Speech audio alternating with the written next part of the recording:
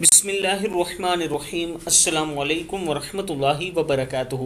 عابد راجہ channel کی طرف سے آج میں اپنے دوستوں کو رسول اللہ صلی اللہ علیہ وآلہ وسلم کا ایک فرمان بتاؤں گا۔ آپ دوستوں نے اس پر ضرور عمل کرنا ہے۔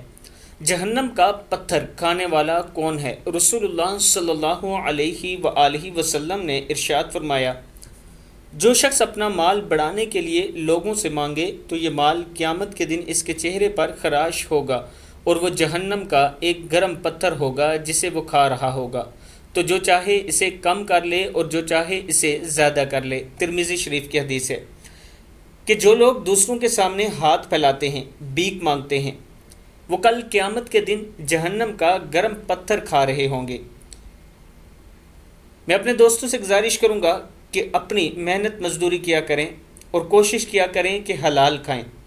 جب آپ اپنے بچوں کو حلال کما کر کھلائیں گے تو وہ بچے آپ کے دنیا میں بھی آپ کے کام آئیں گے اور آخرت میں بھی آپ کی بخشش کا ذریعہ بنیں گے۔